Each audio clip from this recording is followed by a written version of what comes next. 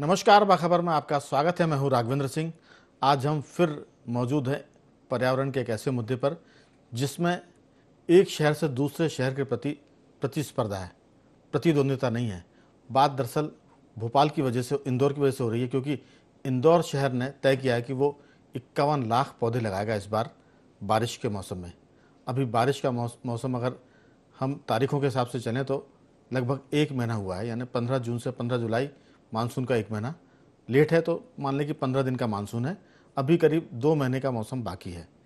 और एक ज़माना था कि भोपाल में, अगर बिना पत्रकारिता की बात करूं, एक आम शहरी के नाते, तो आज से 25 साल पहले, 30 साल पहले भोपाल शहर एक ऐसा हुआ करता था कि गर्मी के दिनों में अगर आप बाहर, घर के बाहर पलंग बिछाकर सो रहे हैं तो सुबह सुबह आपको फिर रजाई ओढ़नी पड़ेगी। ये बात मैं कर रहा हूँ 25-30 साल पुरानी। अगर आप उसके भी पहले जाएंगे 40 साल, 45 साल, तो फिर आप अंदाज़ लगाएंगे कि भोपाल में शायद जितने अभी पेड़ हैं उसमें अगर हम बहुत ही उदारता से भी तय करें कि कितने कटे होंगे, तो मेरा ऐसा मानना है कि लगभग 3 से 4 करोड़ पेड़ भोपाल में कट गए। और उसके चलते भोपाल का मौसम बदल गया है। भोपाल झीलों का शहर था, झीलों की वजह से ठंडक होती थी। पहाड़ों का शहर था, गर्म हवाएं रुकती थी। और पहाड़ों पर जो जंगल था, जो वन था, उसके चलते भी भोपाल की जो एक मासूमियत थी, मौसम के हिसाब से जो फितरत थी, वो बहुत ही शारान अंदाज की हुआ करती थी। झरने बहते थे, झीलें हुआ करती थी, पहाड़ का मौसम था। कई बार तो लोग, हम अखबार में लिखते थे कि भोपाल हिल स्टेशन हो गया है। और जो लोग मध्य भारत के लोग थे वो इसी को, पचमढ़ी तो पास का शहर है, नैनीताल मान लेते थे। भोपाल में एक मोहल्ला शिमला भी है, उसे श्यामला हिल्स कहते हैं, वो उसे लोग शिमला हिल्स का भी नाम देते हैं, कि शिमला की तरह ठंडा हुआ करता था। तो बहुत सारी बातें जो चर्चा में आएंगी। आपको बता दें कि जो वजह है चर्चा की, इंदौर है। 51 लाख पौधे। इंदौर के जो शहरी हैं उनको यहीं से नमन करता हूँ, प्रणाम करता हूँ कि उन्होंने मौसम की जो बिगड़ती तासीर उसे समझा और 51 लाख पौधे लगाने का तय किया। उसकी अगुवाई कर रहे हैं वहाँ के जननेता बने, मध्य प्रदेश के जननायक बन रहे कैलाश विजयवर्गीय, जो मंत्री भी हैं डॉक्टर मोहन यादव की सरकार में। उनके चलते इंदौर में 51 लाख पौधे लगाने का संकल्प हुआ और उसकी पूर्ति के लिए केंद्रीय गृह मंत्री अमित शाह भी आए थे। ये इतनी सारी बातें शायद मैं नहीं करता कैलाश जी के बारे में या इंदौर के बारे में, अगर ये मामला पेड़ पौधों से जुड़ा ना होता। हम इसलिए थोड़ा सा उसके रश्क करते हैं, या हमें थोड़ा सा रंज हो रहा है, या हम ईर्ष्या कर रहे हैं कि भोपाल पीछे क्यों रह गया। एक और लाइन करके मैं अपनी बात को ख़त्म करूंगा, चर्चा की शुरुआत करेंगे। कि सबसे पहले तो भोपाल साफ हुआ करता था इंदौर के पहले, और सफाई में नंबर 1 भी भोपाल था, अवार्ड भी मिला। झीलों की, पहाड़ी की, हरियाली की हम बात कर चुके कि भोपाल मध्य प्रदेश क्या, देश के ऐसे शहरों में जो बहुत ही खूबसूरत है। कभी इंदिरा जी ने कहा था कि भोपाल बहुत सुंदर शहर है, खूबसूरत शहर है, इसे और सुंदर बनाइए। ये इंदिरा जी ने 1980 के दरमियान कहा था। सोचिए आप कि 20 साल 1980 से 2000 तक, और 24 साल, ये लगभग 45 साल पुरानी बात।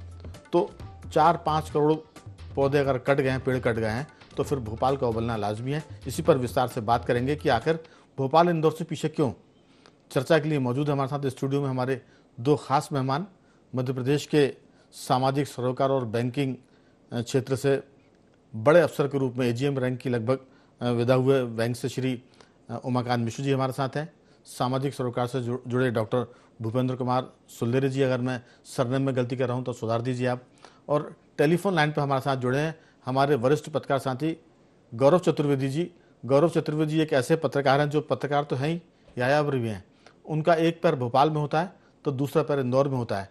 अभी भी वो भोपाल और इंदौर के बीच किसी रास्ते में सफ़र कर रहे हैं और हमने उनको टेलीफोन से जोड़ा है। और इस नाते वो भोपाल के भी एक तरह से प्रतिनिधित्व करते हैं और इंदौर का भी करते हैं। तो दोनों शहरों का रिप्रेजेंटेशन करने वाले गौरव जी, आपका बहुत बहुत स्वागत है। चर्चा की शुरुआत मैं आपसे करना चाहता हूं। आपको तो दोनों तरफ खुशी होगी। इंदौर अगर 51 लाख पौधे लगाता तो आप बेहद खुश होंगे हमारी तरह, और अगर भोपाल 51 लाख ना भी लगाए, सिर्फ 21 लाख भी लगा दे, तो हम कहेंगे कि ये भोपाल के लिए बहुत एक तरह से तोहफा होगा। आपकी राय, इस सब बातों को आप कैसे देखते हैं? देखिए, प्रतिस्पर्धा अपनी जगह है, लेकिन जो एक सबसे बड़ा कारण मैं राघवेंद्र जी मान रहा हूँ जी, वो है एक मिट्टी की तासीर। हर शहर की एक तासीर होती है, और दूसरा उस मिट्टी से जुड़ाव। और तीसरा जो एक सबसे बड़ा कारण है वो कारण रहा कि जिस तरीके से भोपाल में पेड़ काटे गए और जैसा आपने उल्लेख किया कि लगभग 3 करोड़ के करीब पेड़ काटे गए, तो उसका सबसे बड़ा कारण रहा कि भोपाल में गौरव जी इसको भी आप कमी आंकड़ा मानिए।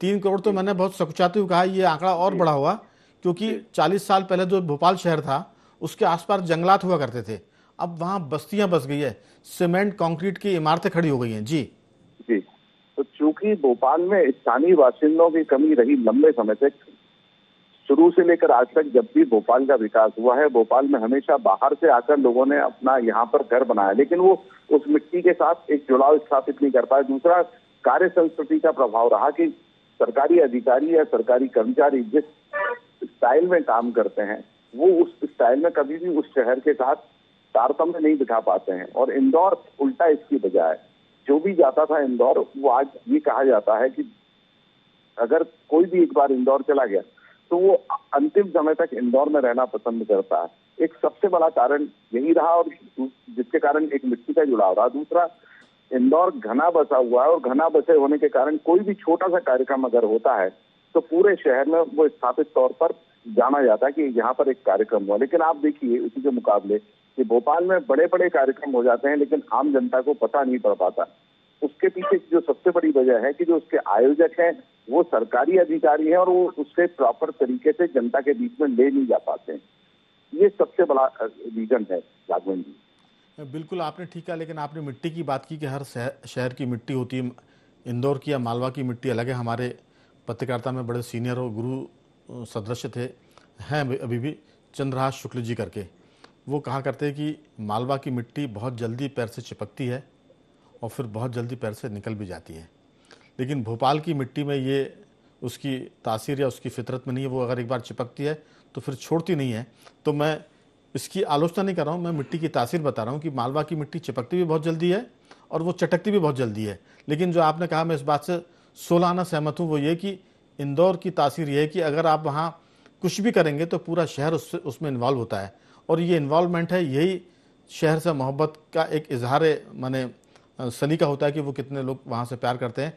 मैं कई बार, उमाकांत जी भी इस बात को जानते हैं, भूपेंद्र जी भी को भी पता होगा कि इंदौर ऐसा शहर है कि अगर आप राजवाड़े की, हमारे संपादक हुआ करते थे मदन मोहन जोशी, उन्होंने अपने आर्टिकल में लिखा था कि भोपाल शहर नहीं है, शिविर है, क्योंकि यहाँ लोग तबादला होकर भोपाल आते हैं, अधिकारी कर्मचारी, और फिर तबादला होकर वापस चले जाते हैं।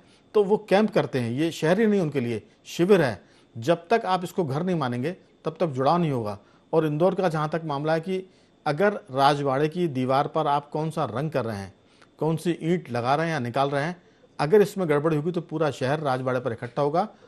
तो आप वहाँ के लोगों की मर्जी के बगैर राजवाड़े में एक ईंट ना तो लगा सकते हैं और ना निकाल सकते हैं। ये होती है शहर से लोगों की मोहब्बत। इस मामले में भोपाल थोड़ा सा आलसी है। मैं नहीं कहूँगा कि यहाँ के लोग अपने शहर से मोहब्बत नहीं करते, लेकिन नवाबी शहर होने की वजह से इसकी तासीर थोड़ा सी अलसायपन की है। रात को 3-4 बजे तक जागते हैं और उसके बाद वो घर टेलीफोन करके कहते हैं बेगम 4 बज रहे हैं, थोड़ा लेट आऊँगा।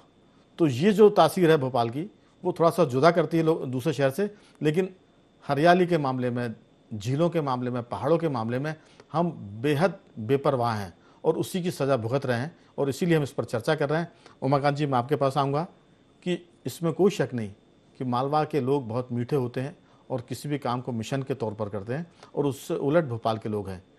अगर यहाँ का एक आदमी चाहे तो बड़ा काम कर सकता है, और लोग ना चाहे तो पूरा शहर को आप जगाते रहिए। मजाल है कि 12 बजे के पहले वोट जाए। आपकी राय? देखिए राघवेंद्र जी, भोपाल की तासीर के बारे में आपने बहुत ही बढ़िया बात कही। भोपाल, ये सच है कि सेटलर्स का शहर है, यहाँ बाहर से आकर के लोग बसे हैं, लेकिन कुदरत ने, ऊपर वाले का निज़ाम कुछ ऐसा है कि उसने भोपाल को जिस तरीके से बसाया है वो देखने लायक है। काफ़ी कुछ नेचुरल जो चीज़ें हैं भोपाल को ऊपर वाले की देन है। ताल तलैयों का नगर तो है ही है, इसके अलावा हरियाली में भी बहुत बहुत आगे है, और अप एंड डाउन्स पहाड़ी इलाका होने की वजह से यहाँ पर कभी कीचड़ या गंदगी आपको नॉर्मली दिखाई नहीं देगी। कुछ मामलों में मैं आपको बताऊं, भोपाल का जो सौभाग्य हुआ करता था वो अब भोपाल के दुर्भाग्य में कन्वर्ट हो रहा है, परिवर्तित हो रहा है। सबसे बड़ी, जैसे अब हमारी जितनी पुरानी बस्तियां थी उनकी हम बात करें, नॉर्थ टीटी नगर की बात कर लें, साउथ टीटी नगर की बात कर लें, तुलसी नगर की बात, ये वो इलाके हैं जहां पर सरकारी कर्मचारियों के मकान थे। अब इन मकानों पर अगर आप निगाह डालेंगे तो आप देखेंगे कि इन मकानों में रहने वाले सरकारी कर्मचारियों के जो परिवार थे, उन परिवारों ने उन मकानों में अपनी पसंद के वो पेड़ जो फल देते थे वो सब लगा रखे थे। तो वो पूरा इलाका बड़ा आच्छादित था। कभी अगर आपको मौका मिले ऊपरी हिल से देखने का या एरियल व्यू देखने का, तो आप देखेंगे कि भोपाल ऊपर से मकान कम दिखते थे, पेड़ ज्यादा दिखते थे। लेकिन दुर्भाग्य क्या रहा कि वो जो पुराने सरकारी मकान हुआ करते थे भोपाल के, धीरे धीरे विकास नाम की एक बड़ी पागल चीज है, हालांकि बड़ी जरूरी भी है, लेकिन विकास नाम की जो एक पागल चीज है उसने उसको लीलना शुरू कर दिया। जो सिंगल मकान होते थे, जाहिर सी बात है उसको कब तक सस्टेन किया जाता, तो उनको तोड़कर नए बनाए जाने लगे, नए नए मल्टी कॉम्प्लेक्स बनने लगे, नए नए बाजार बनने लगे, नए नए मतलब विकास के नए आयाम शुरू हो गए। कहीं मेट्रो निकल रही है, कहीं सड़क चौड़ी हो रही है, तो इन सब की भेंट चढ़ गए वो पेड़। आपको मैं बताऊं, मैं ऐसे परिवारों को जानता हूं जो इन सरकारी मकानों के रहने वाले हैं, जो अपने दरख्तों को कटता हुआ देखते रहे और उनकी हाय ऐसी लगी है कि बहुत सी ऐसी योजनाएं सरकार की फलीभूत नहीं हो पाई। अगर आप भोपाल के बहुत से इलाकों पे निगाह डालेंगे तो जिन लोगों ने वो दरख्त लगाए थे, आंवले के, जामुन के, आम के, मतलब बहुत बड़े बड़े पेड़ थे और एक परिवार में आते थे और लोगों में बंटते थे, ये चलन था, ये शगल था भोपाल का। लेकिन धीरे धीरे ये मिट गया और ये विकास की थोड़ी अंधी रफ्तार भी मैं कहूं तो इसने भी लिया। हालांकि भोपाल में एक बात और रही है कि यहां लोगों को पेड़ लगाने का शगल भी रहा है राघवन जी। अगर आप देखेंगे तो आदमी जहां रहता है, आज भी है ऐसा, लेकिन अब चूंकि आप मल्टी कॉम्प्लेक्स में पेड़ कहां लगाएंगे, गमले में लगा सकते हैं आप, इससे ज्यादा अब आपके पास कोई ऑप्शन नहीं होता।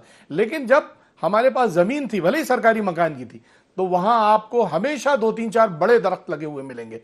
अब तो ये बात धीरे धीरे हर्ब्स में तब्दील होती जा रही है। बहुत बड़े पेड़, बहुत स्थायी पेड़ जो हैं वो कम होते जा रहे हैं भोपाल में।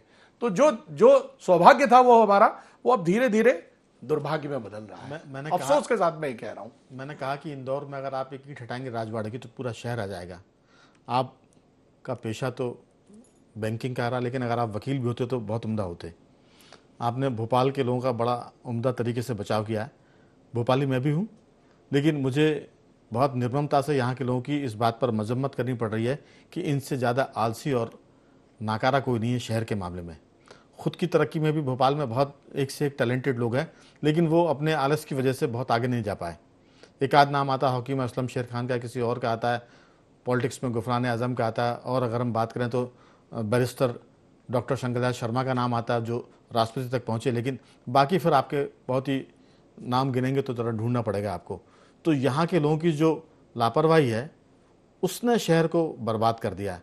विकास तो सब जगह होता है, लेकिन अगर कोई अफसर बेतरतीब विकास कर रहा है, स्मार्ट सिटी की आपने नाम लिए बगैर उसका जिक्र किया है, मैं खुलकर उस पर बोलता हूँ कि स्मार्ट सिटी भोपाल शहर को बर्बाद करने के लिए आई थी, और वो स्मार्ट सिटी के नाम पर यहाँ की हरियाली को बर्बाद कर गई, यहाँ के उस शहर को बर्बाद कर गई जो आज़ाद मने मध्य प्रदेश बनने के बाद बसा था। उस मोहल्ले की बात करें जिसको तात्या टोपे नगर कहते हैं, तो यहाँ के लोग सो रहे थे। असल में अगर वो जागते होते तो फिर जैसे इंदौर में एक ईंट आप उनकी मर्जी, वहाँ के लोगों की मर्जी के बगैर नहीं लगा सकते या निकाल सकते, तो यहाँ इतना सब कैसे पेड़ कट गए? आपके सामने आपके लगाए हुए पेड़ कट रहे हैं और आप रो रहे हैं। ये इसी पर तो हम बात कर रहे हैं कि ये हमारी एक किस्म की लापरवाही है और शहर के साथ आपका जुड़ाव नहीं है, उसको बताती है। जी राघव जी, मैंने आपको पहले रिक्वेस्ट करी, बताया कि वो जो बस्ती पर स्मार्ट सिटी प्लान हुई, आप देखिए ना, वो पूरे सरकारी मकानों को तोड़ करके हुई। अब सरकारी मकानों को तोड़ने में जैसे जैसे लोग रिटायर होते गए, मकान खाली गए, उसको डेवलपमेंट के नाम पे सारे पेड़ काटे गए और वहां डेवलप किया गया। हाँ, इसी पर तो बात हो रही है कि आखिर हमने उन पेड़ों की छाया के तले हम बैठे भी, हमने फल भी खाए, जब वो कटे तो हम दूर में तमाशबीन की तरह खड़े रहे और वो कटते रहे। इसी पर हम बात कर रहे हैं कि यहाँ के लोग बहुत ही इस मामले में निर्मम हैं।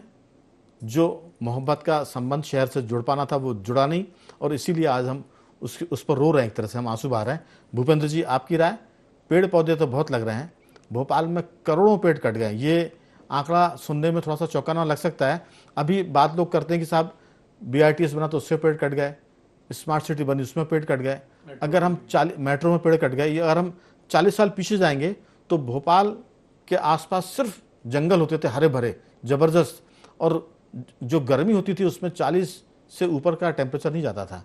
अभी हम 46, 47, 48 के पास जा रहे हैं। तो आखिर ये एक दिन का मामला नहीं है, एक दिन में नहीं हुआ, ये पेड़ एक दिन में नहीं कटे।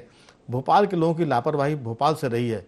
बड़ी झील बर्बाद हो रही है, छोटी झील बर्बाद हो रही है।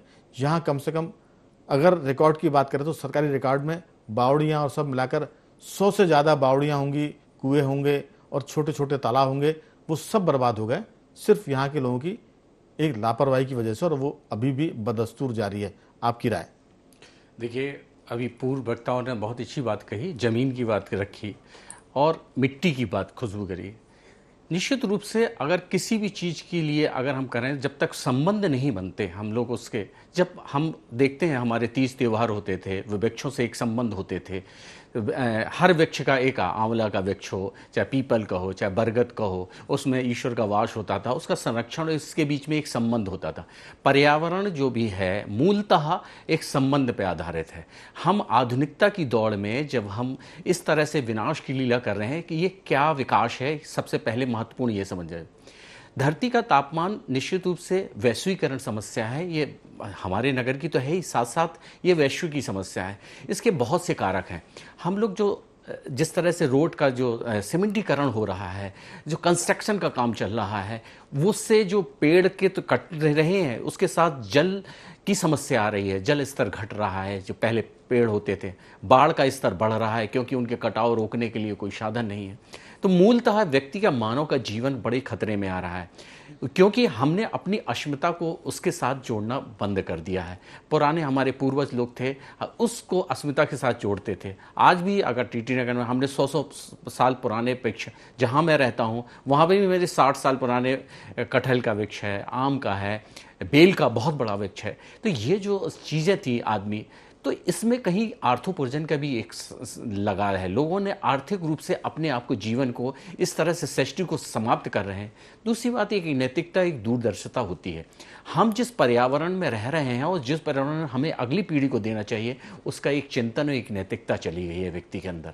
ये आधुनिकता की एक ऐसी परिभाषा बन गई जिसके बारे में हम आप कल्पना ही नहीं कर सकते। बिल्कुल। आप अगर कहें तो भोपाल का आपने एक रखा कि BRT रोड हो, चाहे आपकी रानी कमलापति हो, मेट्रो हो, आप ये भी तो देखिए शहरीकरण किस तरह से हो रहा है। कई गांवों को निगल गया है ये शहर, और जिससे जो मिट्टी थी, जो उपजाऊ वाली जमीन वाली खेती, आज वहां पे इमारती जमीन बन रही है। तो ये भी एक बहुत बड़ा कारक है। आप देखिए, अगर 1 घंटे पानी बरस जाता है तो जल प्लावन की ऐसी स्थिति होती है, नगर निगम उसको कंट्रोल नहीं कर पाता। पहले हमको खुद याद है 3-3 दिन तक बारिश होती थी, और उस बारिश में कभी भी ऐसा स्थिति नहीं आती थी कि लोग, कच्चे मकान होते थे लेकिन ऐसी स्थितियां नहीं थी। आज सरकार के पास इतने आधुनिक साधन होने के साथ साथ लेकिन व्यक्ति का सुरक्षित जीवन नहीं है, बिल्कुल स्वास्थ्य सुरक्षित नहीं है। दूसरी बात, तापमान जो बढ़ रहा है उसके बारे में चिंतन करना पड़ेगा। और एक बात याद रखना पड़ेगा कि प्रकृति का कितना भी दोहन कर ले, लेकिन प्रकृति अपना संतुलन स्वयं बनाती है। बिल्कुल भुवन जी, दरअसल ये सारा मामला खुदगर्जी का है। हम खुदगर्ज हो गए। बिल्कुल। सिर्फ पढ़ने से, डिग्री लेने से आदमी समझदार नहीं होता है। पुराने ज़माने के लोग कम पढ़े लिखे थे लेकिन समझदार थे। वो पेड़ों को बचाते थे, वो नदियों को बचाते थे, वो तालाब को बचाते थे, वो पहाड़ों की पूजा भी करते थे। हम हिमालय पर्वत की पूजा करते, विंध्य पर्वत की पूजा करते, वहाँ होने वाले मंदिरों को विंध्यवासिनी के नाम से पूछते हैं। तो ये बहुत सारी बातें। लेकिन गौरव जी, मैं बार बार मैं इंदौर का इसलिए जिक्र करूंगा कि वहाँ एक लीडर है, कैलाश विजयवर्गीय। भोपाल में कोई ऐसा लीडर लंबे समय से नहीं है जो भोपाल की चिंता करे।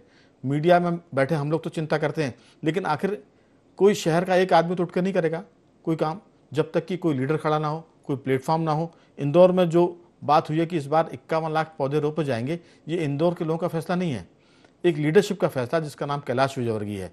और उस फैसले को पूरा शहर उसको तामीर करने में लगा हुआ, बनाने में लगा हुआ। वो मकान तो ठीक है बना रहा है, लेकिन साथ में पौधे भी लगा रहा है। भोपाल में 1-2 आंकड़े की बात करूंगा मैं।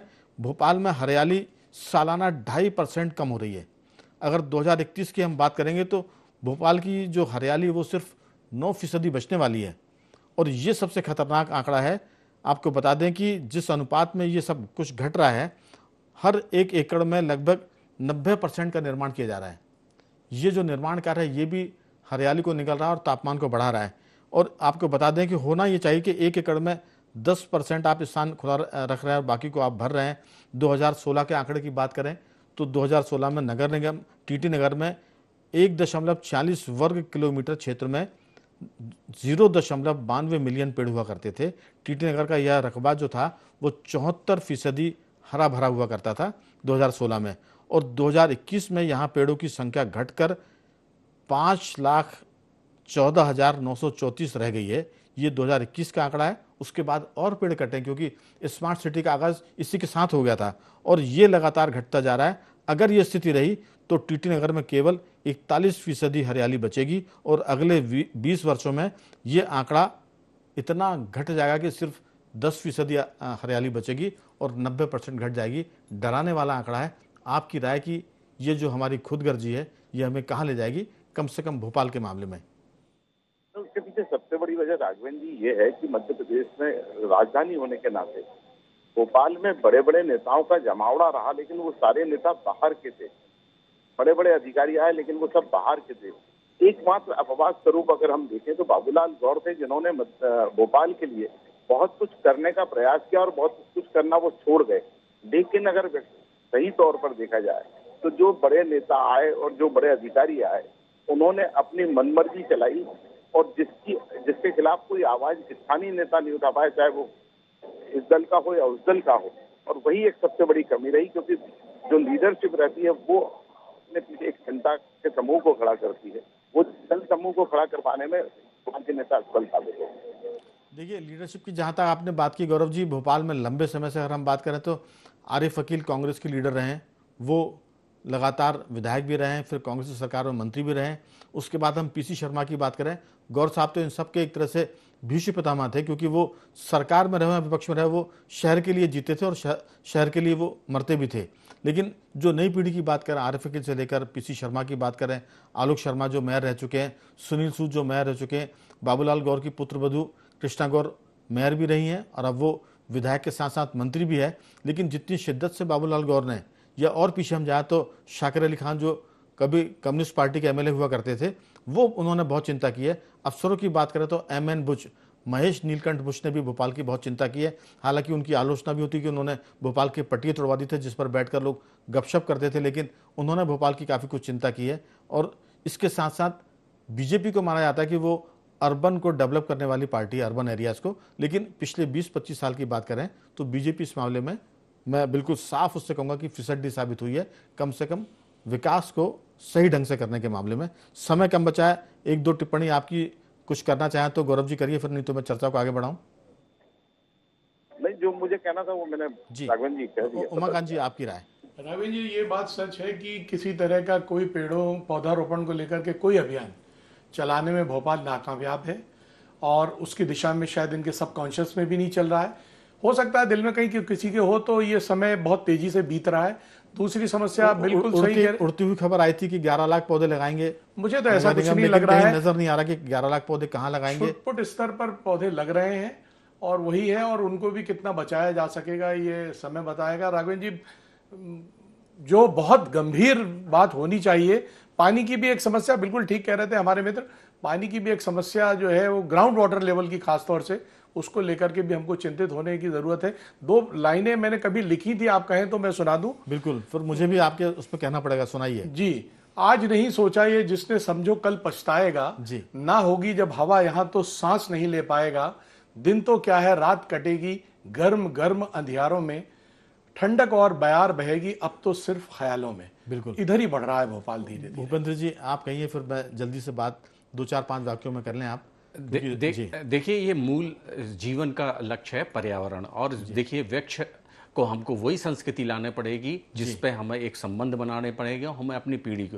देखिए, अगर पुराने में देखा जाए तो पहले जंगल खत्म हुए, जंगल के जीव खत्म हुए, अब वृक्ष खत्म हो रहे हैं। निरंतर हम लोग पतन की ओर जा रहे हैं और उसको सरकार एक विकास की दे रही है। लेकिन आजकल समय में राजनीतिकरण सब चीज़ें हो गया है। एक राजनीतिक इच्छा शक्ति चाहिए, विल पावर चाहिए। जिस तरह से इंदौर में कैलाश जी ने किया है, यहाँ पर भी कुछ नेता हैं जैसे रामेश्वर शर्मा, वो तीसरी बार के विधायक हैं, वो भी ऐसी तरह से सत्तारूढ़, और जो सामाजिक संगठन है वो आके अगर एक कॉम्पेल बनाएं और कॉम्प्लेक्स के साथ एक इच्छा शक्ति दिखाएं, तो मेरा मानना है कि जैसे उन्होंने रिकॉर्ड बनाया है गिनीज बुक, और मध्य प्रदेश में आपकी राजधानी भोपाल भी इस तरह से। गौरव जी, समय तो खत्म हो रहा है, लेकिन मैं जरूर आपसे पूछूंगा कि पहले इस तरह के सामाजिक सरोकार से जुड़े मामलों में पत्रकार भी बड़ी भूमिका निभाता था। पत्रकार से मेरा मतलब प्रिंट मीडिया से है। अब चूंकि इलेक्ट्रॉनिक मीडिया भी आ गया तो अब पत्रकार लोग कहते हैं कि मीडिया कैसी भूमिका निभाता है। मेरा थोड़ा सा इससे इतर मामला है कि मीडिया यानी टेलीविज़न और पत्रकार यानी बेचारा खांटी पत्रकार जो कलम से लिखता था, ये समाज को कई बार एक तरह से जगाते थे, थोड़ा सा उनको एक तरह से समझाइश भी देते थे, सलाह देते थे। मैं नहीं कहूँगा कि नेतृत्व करते थे, लेकिन लीडरों को जगाते थे। ये काम भी पिछले कुछ सालों से सुस्त हो गया है। 2-4 वाक्यों में कुछ कहना चाहे तो। नहीं राघवेंद्र जी, देखिए अगर पत्रिका के हम जल संरक्षण अभियान की बात करें तो उन्होंने झील को बचाने का काम किया।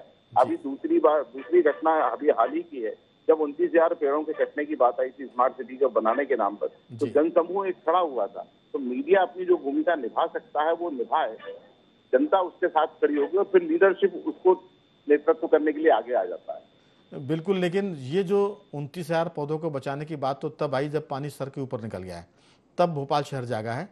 और इससे ये साबित होगा कि अगर आप जाग जाएंगे तो फिर आपके शहर से कुछ चोरी नहीं होगा। ना पेड़ पौधे चोरी होंगे, ना तालाब यहाँ से चोरी होंगे, ना पहाड़ चोरी होंगे, बशर्ते आप जाग जाएं। आखिरी में मैं सिर्फ ये कहूँगा, गुलजार साहब का एक शेर है कि हमने कुदरत को नाराज़ बहुत किया है, शहरों का सन्नाटा तो यही बता रहा है। ये लाइनें ऊपर नीचे है, शहरों का सन्नाटा बता रहा है कि हमने कुदरत को नाराज़ बहुत किया है। तो हम कुदरत को लगातार नाराज़ कर रहे हैं क्योंकि हम खुदगर्ज हो गए हैं। कुदरत ने तो हमको बहुत नवाजा है, पेड़ों से, आपको जंगल से, दरिया से, नदियों से। नदियों की जहाँ तक बात है तो नर्मदा जी का भी हम एक तरह से उनकी हत्या करने जा रहे हैं। रेत निकालने का नाम पर हम उनको सुखा रहे हैं। नर्मदा जी के किनारे साल के जो वृक्ष होते थे, साल के वृक्ष की खास बात यह कि वो वर्ष भर पानी अपने अंदर सोख के रखते हैं और गर्मी के समय साल के वृक्षों की जड़ों से पानी छूटता है जो नर्मदा नदी में जल को प्रवाहमान बनाए रखता है। तो बहुत सारी बातें, नर्मदा जी को हम खत्म करने जा रहे हैं। पेड़ पौधों के तो दुश्मन हम पहले ही हो चुके हैं और कुदरत हमसे बहुत नाराज है। इसलिए शहरों में हो सकता है कि आने वाले सालों में बिना किसी कोरोना के भी सन्नाटा नजर आए। मैं तीनों मेहमानों का धन्यवाद करता हूँ। गौरव जी आपका साधुवाद, भूपेंद्र जी आपका बहुत धन्यवाद और मकान जी आपका बहुत बहुत धन्यवाद कि आपने चर्चा में हिस्सा लिया। बखबर में सिर्फ इतना ही। बने रहिए हमारे साथ और देखते रहिए IND24।